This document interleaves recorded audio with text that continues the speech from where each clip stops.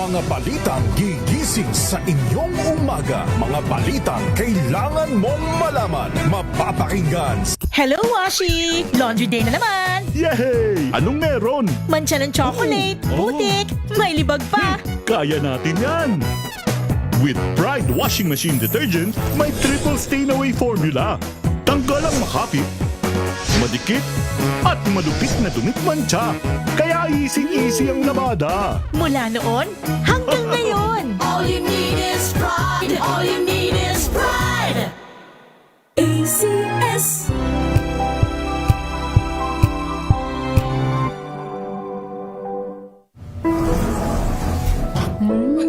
Amoy forever. Amoy LQ. Amoy New Cala Berry Blooms. Amoy Cala, amoy good vibes.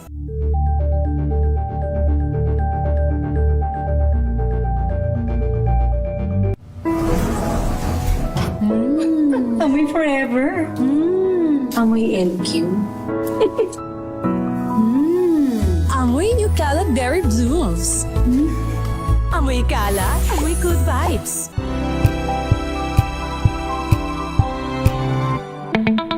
May problema ka ba sa batas? Hihimayin yan ng kumpanyera ng bayan. Attorney Cheryl Adami Molina, si Attorney Cam sa Usapang Legal. Usapang Legal. Bulbul ang traffic, kinat ka pa ng jeep, minura pa ng driver, at ulo'y uminit. Kumukulo na ang dugo mo, kaya't sundan mo aking payo. Problema ay lilipas na lang, kaya't cool ka lang, cool ka lang. Magandang gabi Luzon, Visayas at Mindanao. Magandang gabi Pilipinas. Inyong makakasama until 7:30 ng gabi. Minus muna si Attorney Cheryl Adami Molina. Ako po si Josa Cruzat. At ito naman po si Bina Pearl Hesoro. Para sa DZRH, una sa Pilipinas. Una sa Pilipino. Alam mo yung parati kapag natataon tayo na wala si Attorney Cam, tapos tayo ang uupo sa programa niya, parang naging kamot ulo ang lahat. First time now. Sabi dyan ay cool ka lang. Pero mapapakool ka ba kung ganito na ang nangyayari sa presyo ng ating mga petrolyo? Ayan. Ang tanong, magiging buhol-buhol ba ang traffic? Kung wala na talagang papasada. Kala ko wala. Bukod sa wala ng papasada, may pampagas pa ba? Yun na nga. Kaya parang hindi muna natin poproblemahin ang buhol-buhol na traffic. Pero parang, ano na lang, madami na magjo-jogging. At sinasabi nga kanina na baka ito na daw ulit ang simula ng mga pagbabike. Ayan. Ating mga Alam mo kababayan. palagi ang pinopromote ng kasamahan natin dito na si Lakay Ray Sibayan ang pagbibisikleta. Lagi niyang pinapanawagan ang bike lanes. Yan. Na ibigay naman talaga para sa mga bibisikleta. Wag naman nating daanan yung kakarampot na linya para sa mga bicycle riders natin. Pero diba? ikaw ba, gugustuhin mo bang mag-bike na lang kesa sa pagko-commute everyday? Ako siguro depende. Ako siguro nasa province ako tapos parang may safe way para pumunta sa work. Hindi ako dadaan ng highway. I mean, yung parang may mga Yung parang main thoroughfare, gano'ng mga ano talaga. parang hindi ako dadaan ng main road. I mean, yan. Tapos doon ako parang sa mga may lusutan doon, sa subdivision doon. Eskinita, mga eskinita, ganyan. Alam mo naman tayo, takot din tayo sa mga busi-busina yan eh. Diba? Kasi nga, partner, bukod sa takot tayong sa pagtataas ng presyo ng bilihin, ng pamasahe, isa pa yan sa ikinakatakot natin. Ang road accidents na hindi naman natin maiiwasan. Alam mo nga yung kasabihan, hindi ko alam kung kasabihan talaga to or parang paniniwala na nagpasalin-salin na. Kahit anong ingat mo sa pagmamaneho, pero kung yung mga kasamahan mo sa kalsada, sa lansangan ay may pagkapasaway, talagang hindi maiiwasan ang aksidente. Samahan niyo po kami until 7:30. Live tayo napapanood na napapakinggan via YouTube channel DZRH News Television. Gayon din po sa ating Facebook page via DZRH News. Napapanood sa madaming cable channels. At pwede rin makipaguntahan sa amin through text line.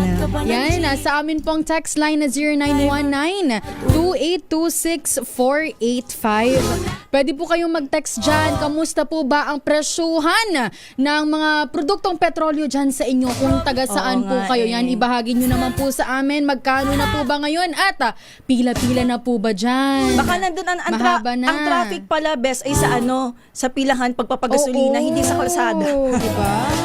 Mayroon kayo diyang mga situationer, pwede nyong ipadala sa yung mga litrato sa ating Facebook page. Yan. Baka Yan, pwede nating ma-flash mamaya kung meron kayo may ipapadalang mga larawan. Yan, ulitin ko po ang aming text line 0919-2826-485. Katulad nga partner ng sinabi ni Sir Mel dito sa ating, sabi ni Sir Banong dito sa ating YouTube live, pagas na kayo dahil daw bukas ay dagdag presyo na. Uwi ng bahay, Ay nako. may alak pa siya. Dito sa ating palatuntunan until 7:30, tayo ay magbabalitaan and of course magpapasok ng mga reports mula sa iba't ibang probinsya. Nakatutok pa rin ang ating mga masisipag na provincial reporters. Pero bago sa ating mga report ay puntahan naman natin, syempre, magbigay tayo ng update patungkol sa mga balita na ating tinutukan dito sa DZRH. Usapin ng oil price hike, kapit na mga motorista, ihanda ang inyong bulsa dahil sa abiso nga po ng Department of Energy, naglalaro sa 17 pesos and 50 centavos hanggang 24 pesos and 25 centavos ang itataas sa presyo po yan ng kada litro ng diesel. Habang aabot naman sa 7 pesos hanggang 13 pesos ang taas presyo sa kada litro ng gasolina. Nako, 32 pesos naman, pamula 32 pesos hanggang 38 pesos and 50 centavos ang taas para sa kada litro ng kerosene. Simula bukas po yan, although binanggit ng DOE ni Energy Secretary Sharon Garina, utay-utay po itong oil price increase. Ito na ang ikasiyam na price hike para sa gasolina at pang-11 sa diesel at kerosene sa gitna pa rin na nagpapatuloy na digamaan sa gitnang silangan. Kaugnay niyan, hinimok ng Philippine National Police o PNP ang publiko na isumbong sa 911 hotline ang mga nanamamantala sa gitna ng krisis sa langis.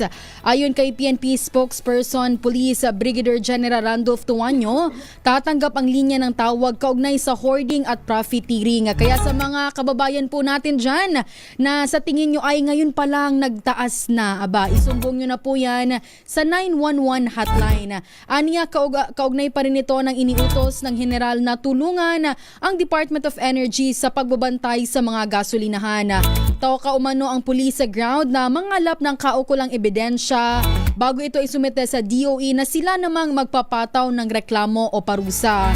Sa hiwalay pong panayam sa DZRH kay Secretary Sharon Garina, winelcome ng kalihim ang ideya na gamitin ang linya sa pinaigting na monitoring dahil aminado siyang may kakulangan sa staff ang ahensya.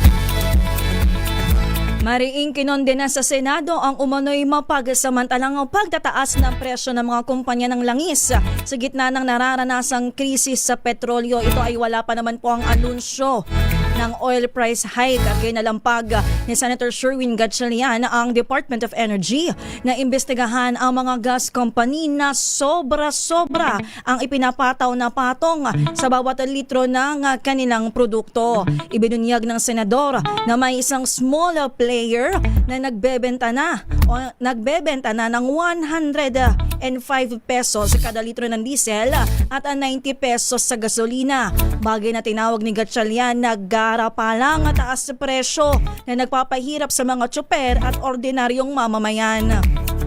Sa panig ni Senator Ping Lacson, labag umano sa batas ang premature increase o ang maagap na pagtataas ng presyo base sa Downstream Oil Industry Deregulation Act at Consumer Act of the Philippines.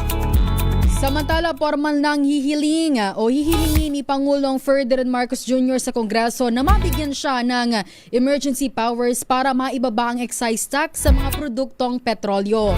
Ito ay sa gitna ng pagsirit ng halaga ng krudo dulot ng krisis sa gitnang silangan. Nabatid kay Palace Press Officer Claire Castro na ngayong araw magsisumite ng formal request ang Pangulo sa Kongreso sa pamamagitan po ng Department of Energy. Una nang binanggit ni Pangulong Marcos na kanyang ikinokonsidera ang paghingi ng pansamantalang kapangyarihan para mabawasan ang excise tax. Ito ay salangis kapag umabot na sa $80 per barrel ang halaga ng krudo sa pandaigdigang merkado. Tiniyak ng presidente na magiging pansamantala lang ang excise tax reduction habang mayroong krisis para maibsan ang epekto ng mataas na presyo ng produktong petrolyo. Bukas naman ang liderato ng Senado at Kamara na pag-aralan ang proposal ni Pangulong Marcos. Maaaring sumipa ng 16% ang singil sa kuryente dahil sa global oil crisis epekto ng Iran war.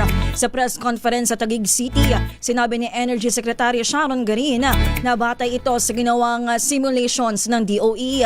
Paliwanag ng kalihim, kung tataas ang presyo ng petrolyo ay tataas din ng electricity rate. Galing anya ang gas import ng Pilipinas sa Qatar na sarado ngayon kaya kailangan ng humanapan ng alternatibo. Bukod dito, sinabi ng Energy Secretary na triple na ang presyo ng liquefied natural gas pero may mga solusyon naman umano ang gobyerno gaya ng malampaya. Idiniin niya na proactive ang DOE para makontrol ang impact ng giyera sa Middle East. Samantala, inatasan ni Pangulong Ferdinand Marcos Jr. ang mga telecommunications companies na magbigay ng libreng tawag para sa mga overseas Filipino workers o OFW sa gitnang silangan. Ayon sa Pangulo, sakop ng libreng tawag program ang mga OFW na nasa Iran, Iraq, Bahrain, Kuwait, Oman, Qatar, United Arab Emirates at Saudi Arabia na apektado ng gulo. Magtatayo rin aniya ang mga public telecommunications entities ng libreng call station sa piling business centers at malalaking malls sa nabanggit na bansa. Layunin po ng programa na matulungan ang mga pamilya ng OFWs na makontak ang kanilang mga mahal sa buhay nang walang dagdag na gastos lalo na sa gitna ng tumitinding tensyon sa gitnang silangan. At yan po ang mga pinakahuling balita na ating tinutukan dito po sa DZRH. Sa ating pagbabalik, of course, magkakaroon tayo ng kwentuhan. Baka meron kayo gustong ipabatid, mga reklamo ninyo. Alam kong meron kayong reklamo kahit papaano, kahit ano bang oras na ngayon? Mag-aalas 7 ng gabi. 6:54, Beshi. Ayan, parigurado, pila-pila na. Pupuntahan natin yung kinalalagyan ni Noche Kakas mamaya. Baka marami na siya napuntahan na gasolinahan dito sa Metro Manila. Makikibalita tayo.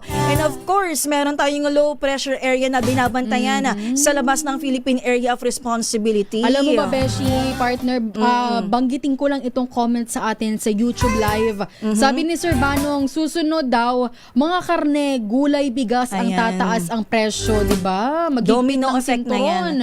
Domino effect na kasi talaga yan eh. Oo, talaga.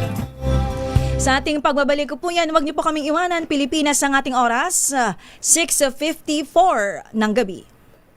DZRH number 1 na naman!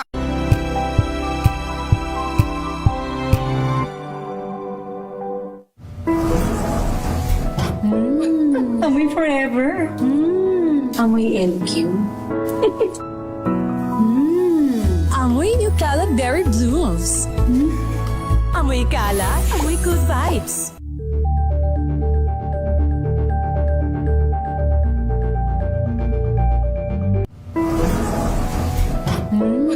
Amoy forever. Amoy LQ. Amoy New Caleb Berry Blooms. Amoy kalat, amoy good vibes.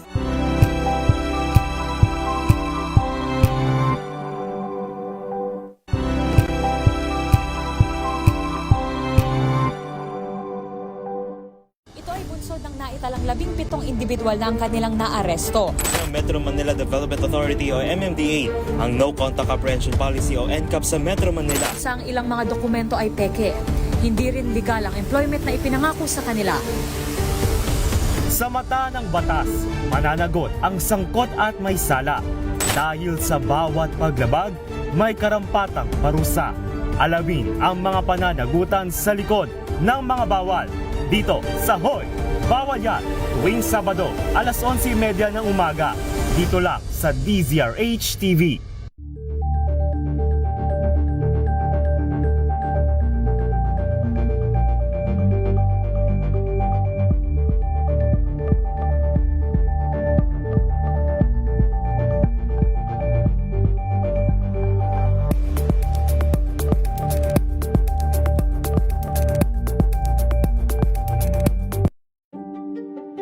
Buklatin ang mga pahina.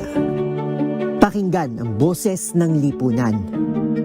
Tunghayan ang mga issue mula sa ibang katayuan. Nakakalungkot kasi deserve ba namin ng ganito? Na hindi nila alam kung ano talaga yung kanilang mga karapatan. Yung gobyerno, tinulungan nila yung kanilang magsasaka. Pinapatahimik tayong lahat using various laws. Through education, kayang-kaya nating baguhin yung ganitong klaseng pag-iisip. Isang kwento, iba't ibang anggulo. Dito, sa Point of View.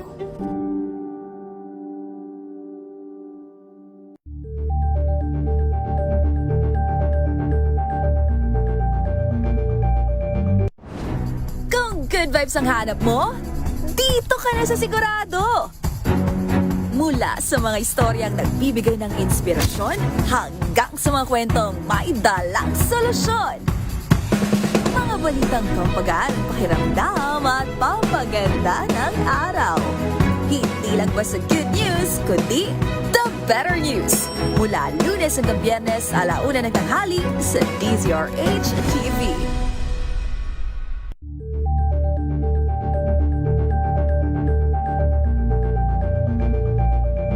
Alamin ang mga maiinit na isyung pambayan, mga balitang kailangan mong malaman, usapin sa pamahalaan, politika, ekonomiya at kabuhayan. Ito ang mga dapat mong malaman, pakialaman at pag-uusapan dahil kayo ang tinig ng mamamayan dito sa Damdaming Bayan.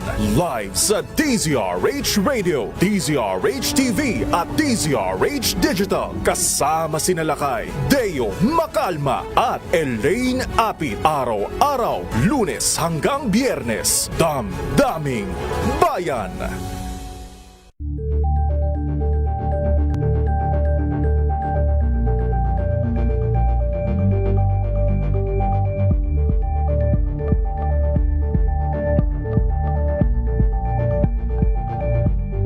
We've got you covered. From the hottest hits, exclusive interviews, kilig to the bones fan meet experience, and hataw performances of your favorite stars. Saturdays, 12 noon, dito lang sa DZRH TV.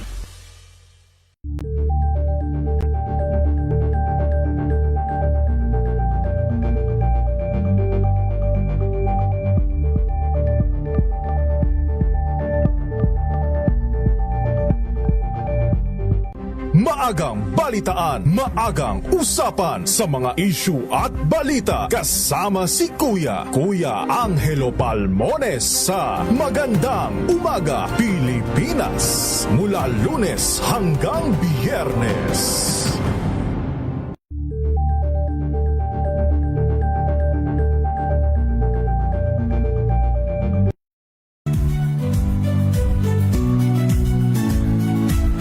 Magandang araw mga kaibigan. Ito po ang inyong balerina ng bayan, si Lisa Macuja Elizalde, na nag-aanyaya sa inyong samahan kami at ang aming mga espesyal na panauhin para sa kalahating oras ng masayang kwentuhan sa aming programang Art to Art, kung saan ang usapang sining at kultura ay para sa lahat.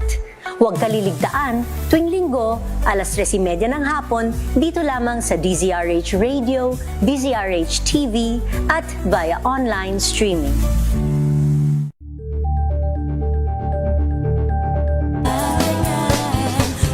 Isang minuto makalipas ang alas 7 ng gabi. Inanunsyo na daw ng DOST Pag-asa ang pagtatapos ng La Nina.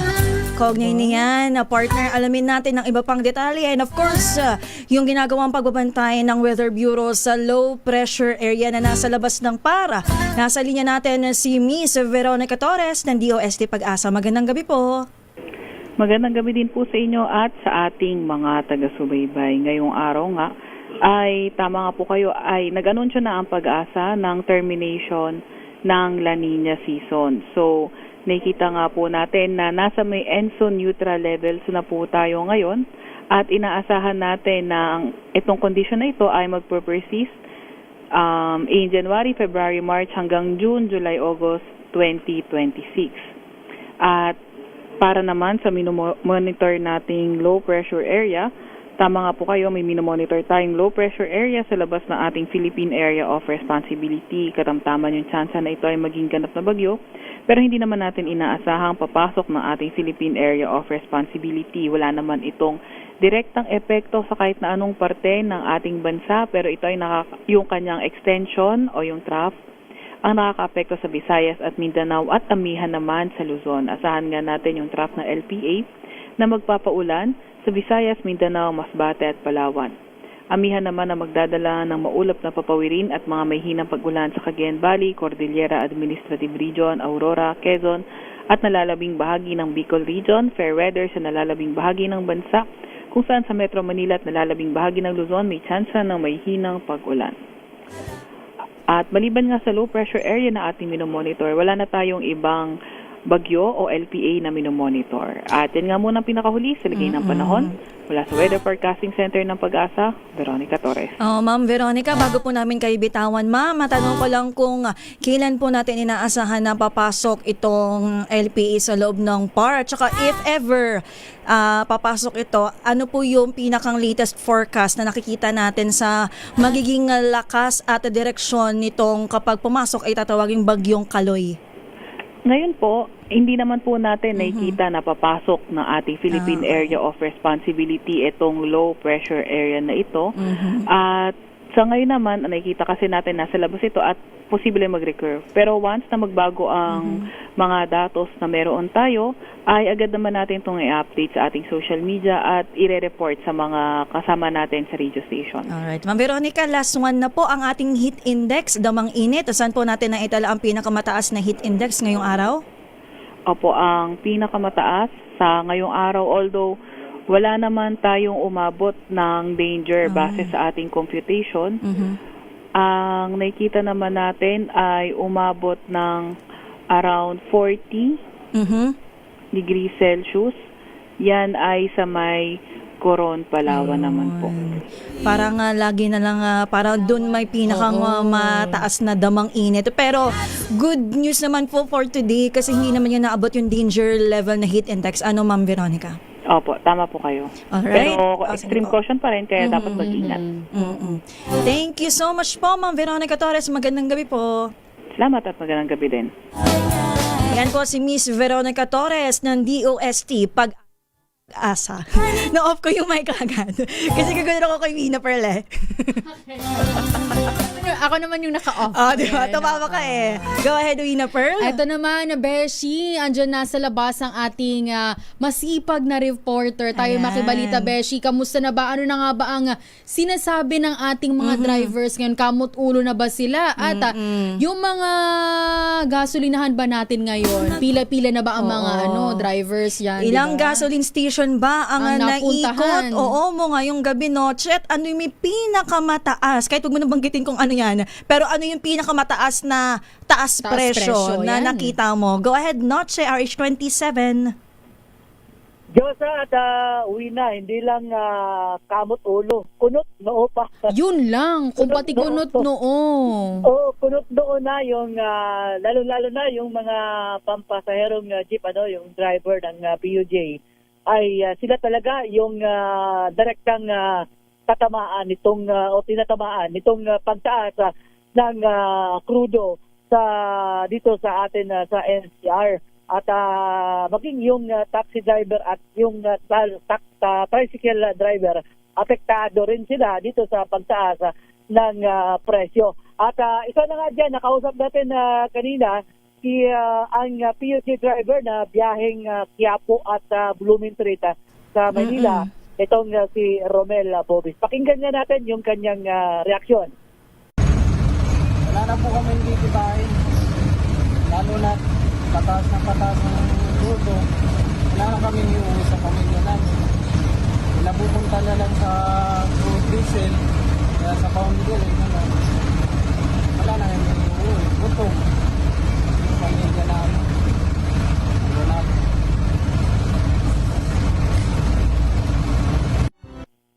Noche, mukhang mangiyak-ngiyak pa si Kuya Romel nung tinanong mo kasi parang talaga binanggit niya. Pakrak na ang boses niya eh. Sabi niya talaga wala, gutom, mapupunta sa boundary at sa diesel. Wala nang may uuwi sa pamilya. Kasi dati, ang kinikita nila noong medyo mababa pa yung presyo ng crudo, kanilang jeep.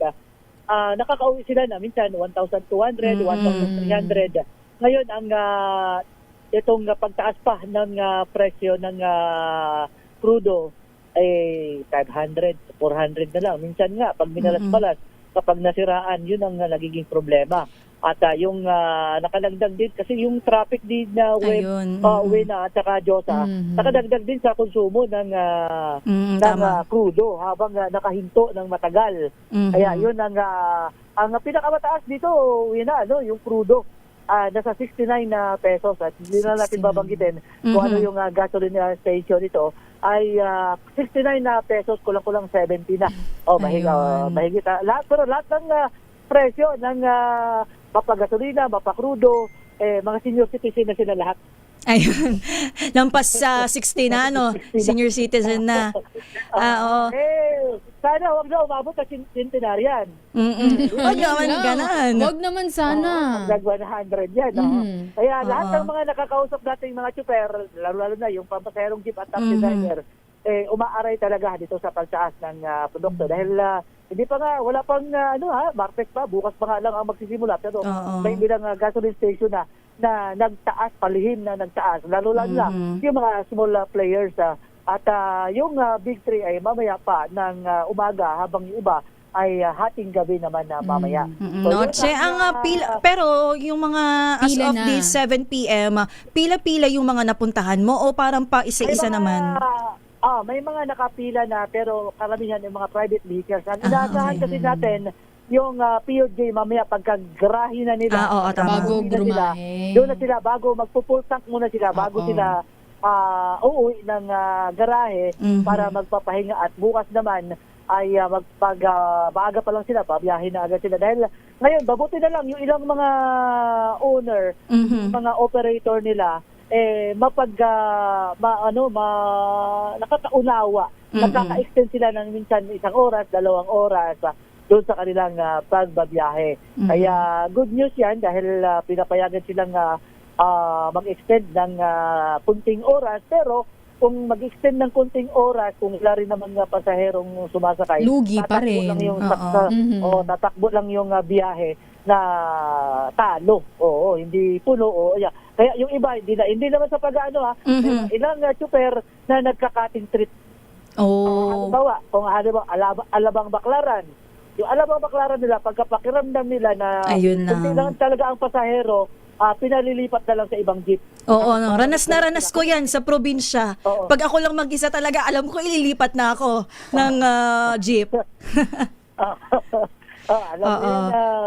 Pero Noche, maliban sa mga gas station, kumusta naman ang lagay ng lansangan? Meron ka ba nakikitang mabagal na daloy ng trapiko? May mga road rage ba dyan?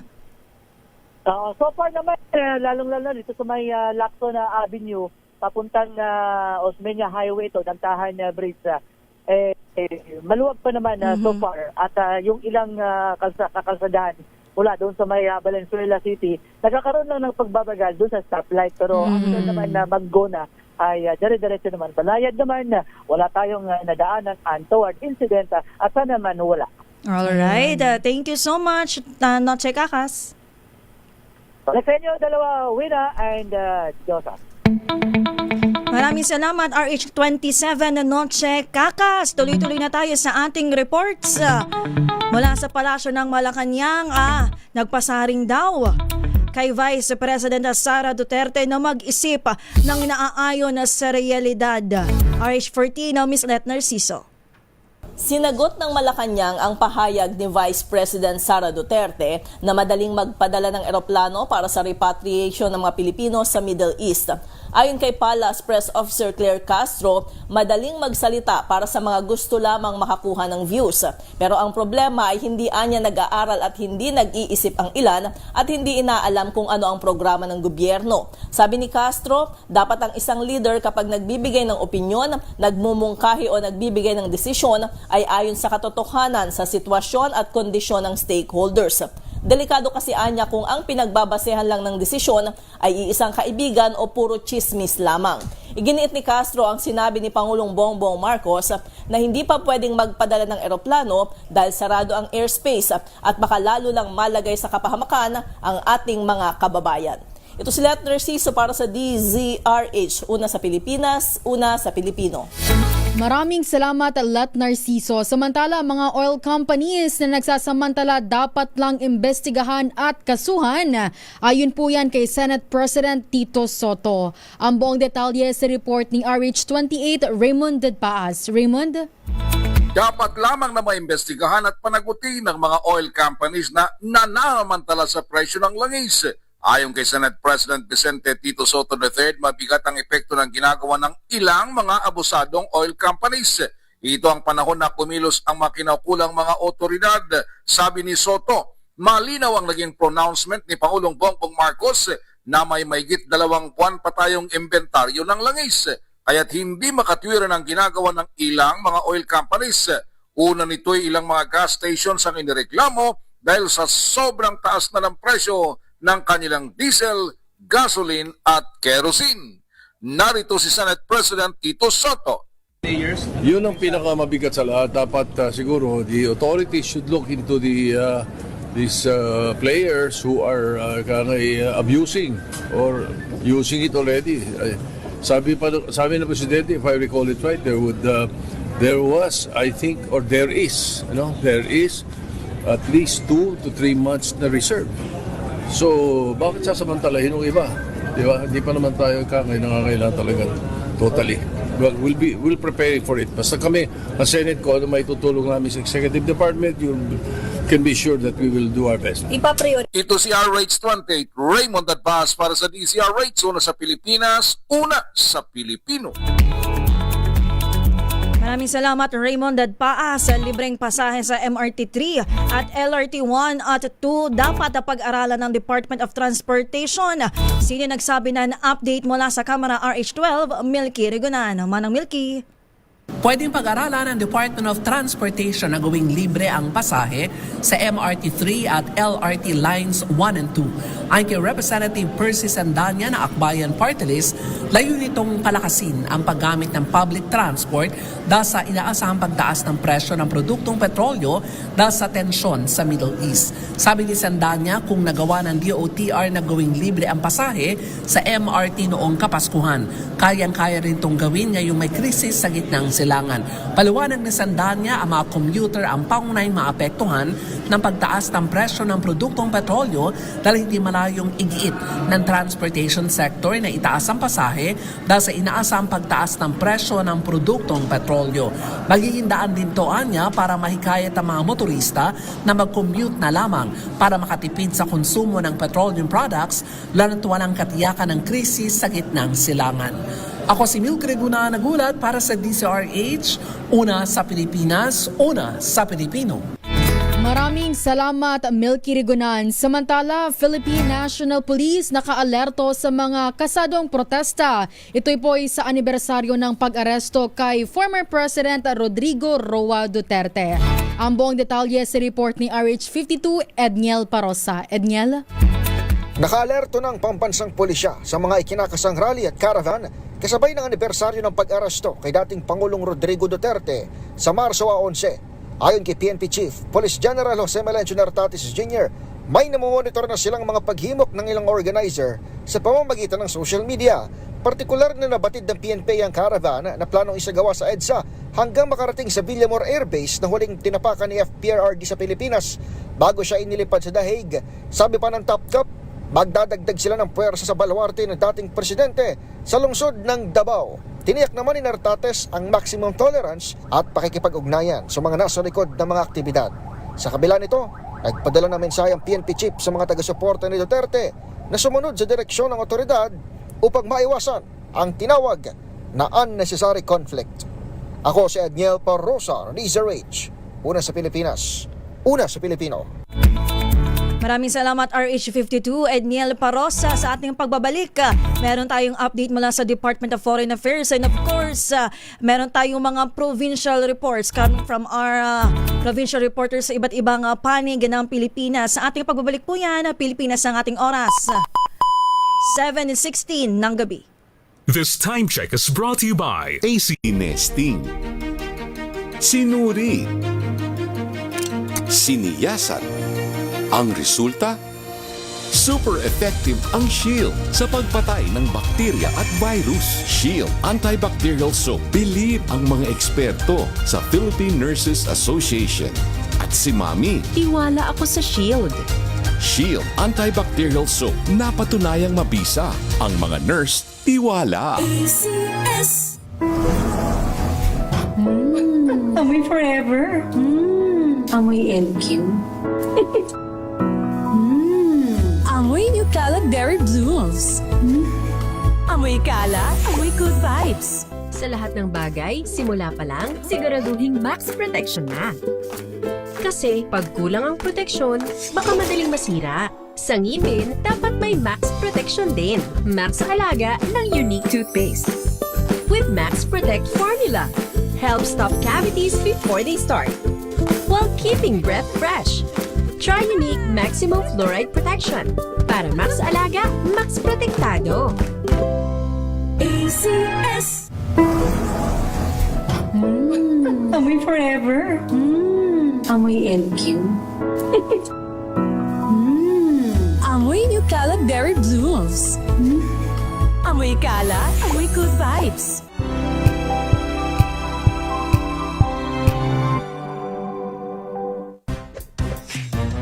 Galing-galing mo. Smart dishwashing paste ko. Pritong ulam na masebo, plato o kaldero. Tanggaling for everyday. Ganyan pag smart ang dishwashing paste. May double tanggaling formula. Tanggal ang sebo, tanggal ang bakterya. Bahit para walang bahit, linis fantastic sa metal at plastic. Number 1 ko to. Tanggaling-galing mo. Smart dishwashing paste. ACS.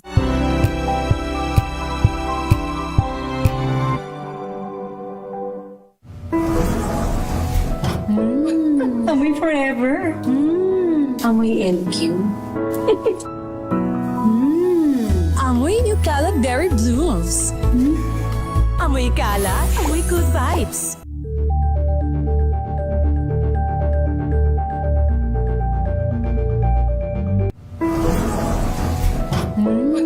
Amoy forever. Amoy NQ. Amoy New Kalag Dairy Blues. Amoy kalat, amoy good vibes. May nagbago. May arte. May budget. Akala nyo lang yon. So solid. White Rose Papaya, wow. White Rose. White Rose Papaya, wow. White Rose. White Rose Papaya. May glow up with a White Rose Papaya. White Rose Papaya. May puti power times 2 kasi may papaya at niacinamide. May shea butter and tea tree oil pa. Kutis sulit ang glow up. Rose Papaya. Kutis sulit ang glow up. ACS. Wow, ang saya. Isang barangay na labada, puro mancha pa. Goodbye, pahinga. Mommy, isang laba lang yan sa Pride Bar Blue. May powerful stain-away enzymes na malupit sa dunit mancha. At di masakit sa kamay. Isang labalang yan. Hello, pahinga! Hello, pride for blue. ACS.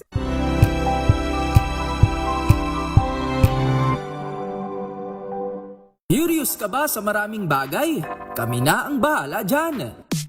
Aalamin, tutuklasin at bibigyang linaw namin ang mga katanungang bumabagabag sa inyong isipan. Sa programa kung saan ang bawat sagot ay galing lamang sa mga eksperto.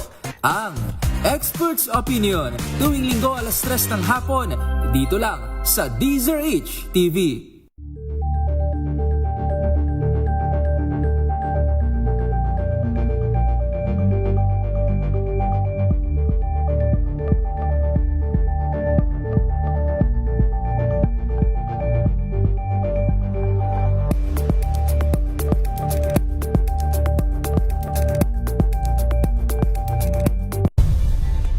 Nagsimula sa pangarap hanggang sa maabot ang tagumpay.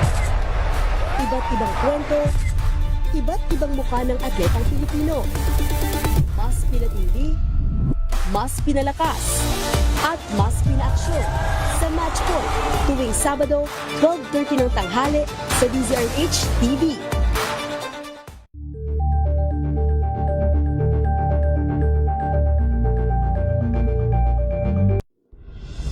Tuloy-tuloy ang pagtulong, tuloy-tuloy ang pagseserbisyo at tuloy-tuloy ang balitaan kasama si May Binauhan sa Operation Tulong mula Lunes hanggang Biyernes.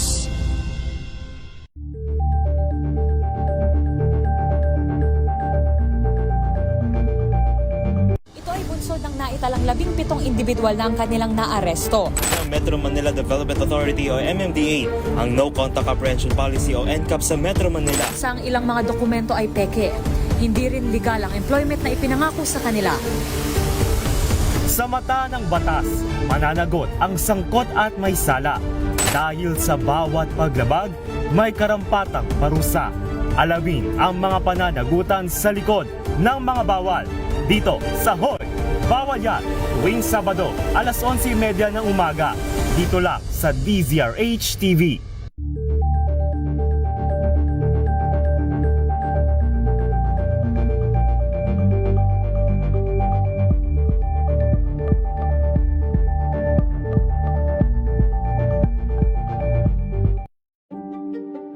Buklatin ang mga pahina.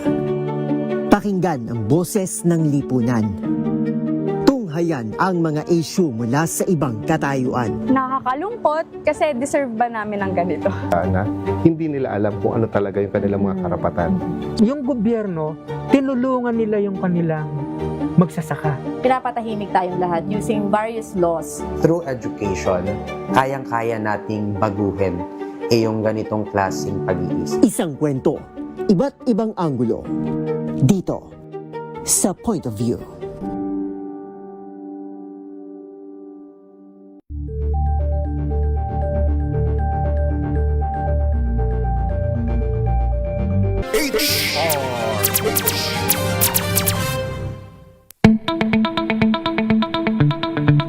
$7:24 ng gabi, tuloy-tuloy tayo sa ating balitaan.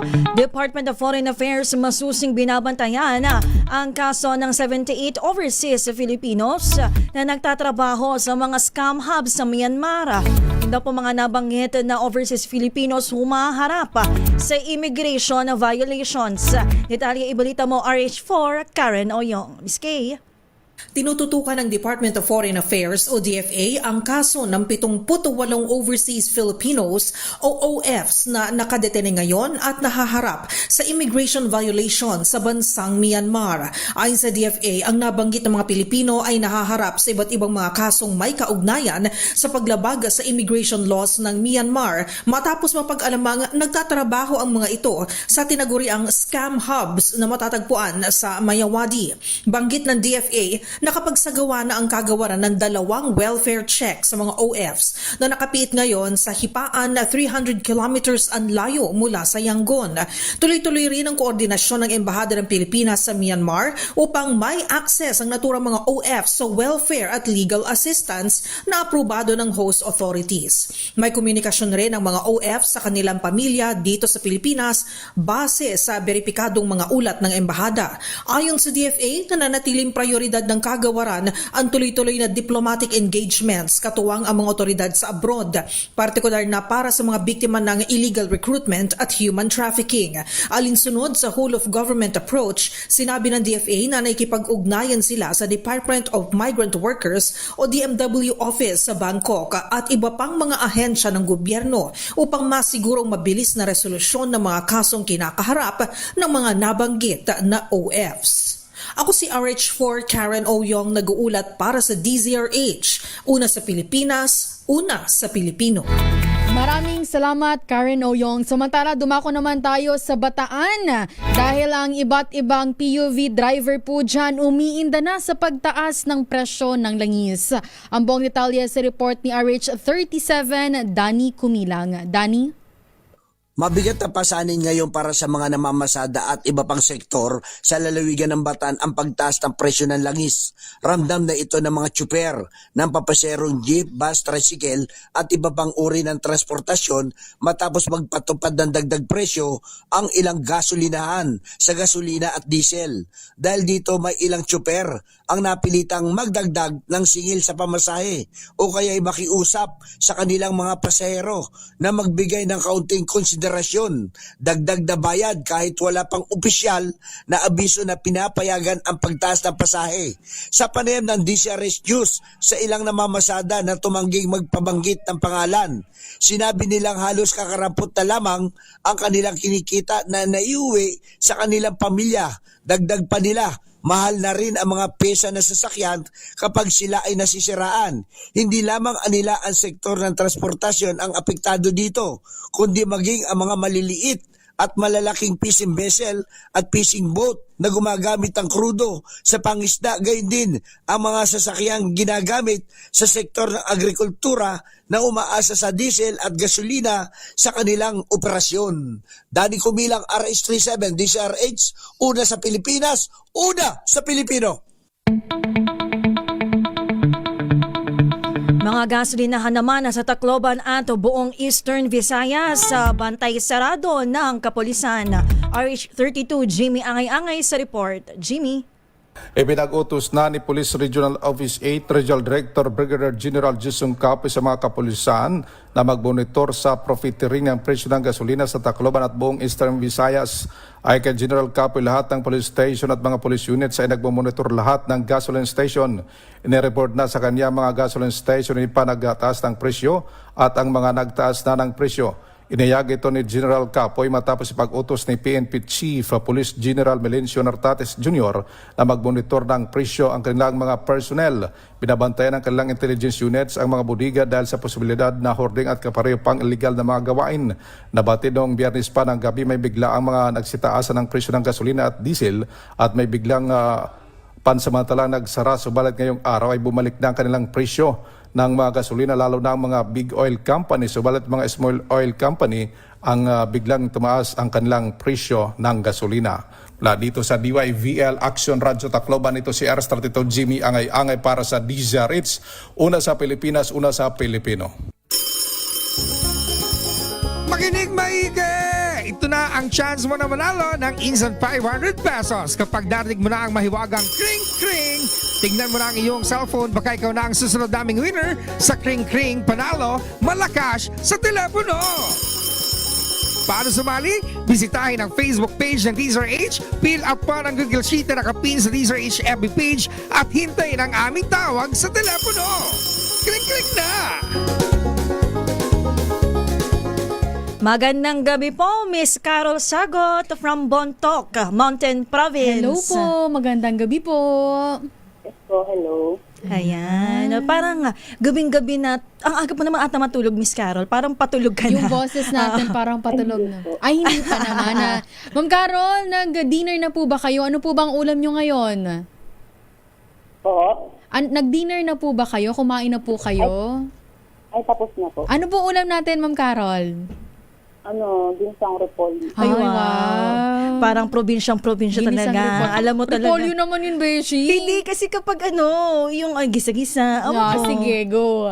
Para magbawal kapag sa Metro Manila, kinu-question, bakit ka nakaginisang Sige repolyo? na, tanungin mo niyan, Beshi. Tanungin na natin si Miss Carol kasi nagugutom na ako. Ayan, for 500 pesos. Oh, wow, game show. Anong himpilan ng radyo ang una sa Pilipinas, una sa Pilipino? Wala pong iba kundi ang BCRH. Wow. Damang-dama ko yung feelings. Dama-dama yun, diba? Nandun yung kanyang kagalakan. Yes. Dahil number 1 ang DZRH, panalo ka po ng 500 pesos. So wag po natin ibababa ang telepono, kakausapin kayo ni Dono Pobre. At yan po ang ating kring-kring panalo promo winner for tonight. Ito sa Usapang Legal. At dyan na po, nagtatapos ang ating isang oras na balitaan at kwentuhan. Dito pa rin po sa Usapang Legal ang Minus. Si Attorney Cheryl Adami Molina, Attorney Cam, inyong nakasama. Ako po, Josa Cruzat. Ito naman po, si Wina Pearl Hesoro. Maraming salamat doon na TV Tech and Radio Tech para sa DZRH, una sa Pilipinas. Una sa Pilipino. 7:31 ng gabi.